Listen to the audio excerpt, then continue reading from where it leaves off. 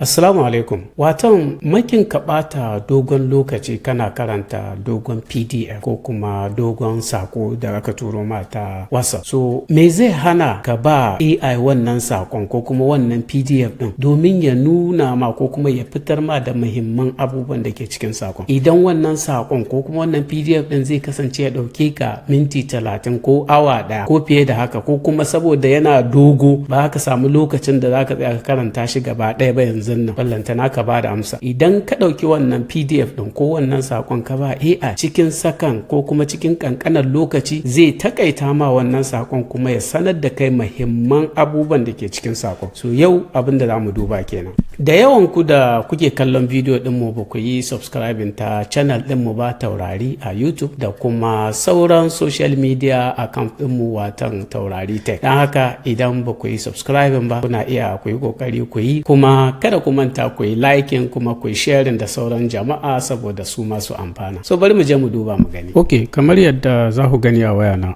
na buɗe ChatGPT, duk da yake mutum zai iya amfani da duk wani AI chat da yake da shi a wayan shi, al misali DeepSeek ko kuma Google Gemini. So idan ka duba ta kasa za ku ga akwai plus a wurin. Wannan plus ɗin idan mutum ya danna shi zai ga akwai camera, akwai photos, akwai files. Idan ya kasance document ɗin da kake son kai summarizing ko kuma ka takaita da suna hard copy ne a hannunka, kana iya ka danna camera sai ka ɗauki hotunan document ɗin. Idan kuma hoto ne da aka tura ma ta WhatsApp ko kuma ta wani media, za ka iya danna photos sai ka je ka ɗauko shi daga cikin wayanka. Idan kuma file ne, alal misali kamar PDF ko kuma Microsoft Word, kana iya ka danna files. Mu yau za mu yi misali da files ne. Idan na danna files na zo cikin wayana, wannan ya nuna mu recent files, so kana iya ka zaɓi duk wanda ya kamata. So kamar alal misali zan zaɓi na farko. Idan ba file ɗin da kake bukata a nan, kana iya ka danna upload files sai ka je cikin wayanka ka ɗauko wannan file ɗin. So ni idan na zaɓi wannan file ɗin, sai in ce ma ChatGPT attach one item. So yanzu ChatGPT ta yi attaching ɗin shi. Abinda zan ce ma ChatGPT yanzu, ina son ce can you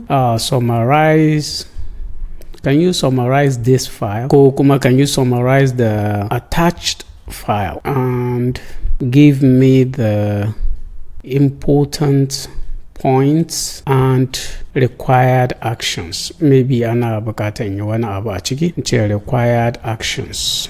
So yanzu na ce ma ChatGPT haka, bar ma in ce ma ChatGPT please be concise, so da ta just make it shorter. So yanzu ina tura ma ChatGPT wannan, na danna enter, ChatGPT za ta je ta yi summarizing din file din. Idan ta yi summarizing din file din, kaga ta ban important points, shine benefit da kuma challenges da suke cikin file din da kuma required actions. To ka zan iya kawai, in ban ma bukatan duka abubuwan sama, sai in ce a me ake bukatan in yi, kawai sai in duba required actions din kuma bottom line, in summary just 1 to 2 lines na me file din gaba daya kunsa. So wannan da za ka iya ka yi uploading file ɗinka kenan, ka yi summarizing ɗin shi ko kuma ka takaita shi. Idan ya kasance WhatsApp message ne ba ko kuma email message ne aka turo mun, ni kuma ina buƙatar da lokacin da zan tsaya sai na karanta shi gaba ɗaya in ba da amsa.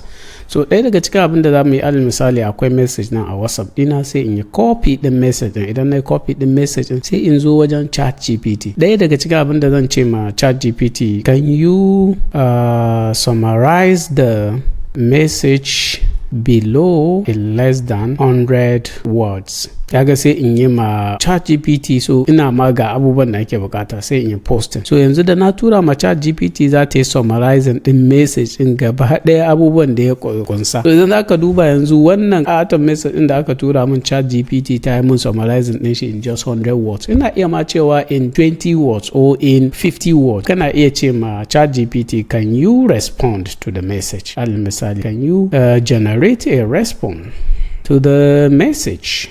So yanzu na ce ma ChatGPT, kaga yanzu zan saurara. ChatGPT za ta yi min generating din response da zan iya karantawa, sai in ga cewa to bari in tura. Ko kuma kaga ma a ƙasa, if you want something shorter, ta ban just 3 to 4 lines abin nan shorter message da zan iya tura. So wannan yanda za ka rika interacting da AI kenan, da ka tambayi ChatGPT, za ta iya baka summary din message din, sannan kuma za ta iya baka amsan da za ka ma iya tura. Kamar yadda kuka gani, wannan kenan yadda mutum zai iya amfani da duk wani AI app da yake da shi, kowane iri ne ya yi summarizing ko kuma ya takaita sakon da aka turo mai ta PDF ko kuma ta abin nan WhatsApp message ko ta ko ina ne cikin sauki. Sakon da zai dauke ka minti 10 ko 30 ko fiye da haka, za ga cikin second 5 za ka takaita shi kuma ka san ainihin mahimman sakon da ke ciki da kuma in akwai abubuwan da ya kamata ka yi watan action ka dauka. Da haka ina fatan Allah ya sa ya amfane mu, sai kuma wani lokaci insha Allah. Assalamu alaikum.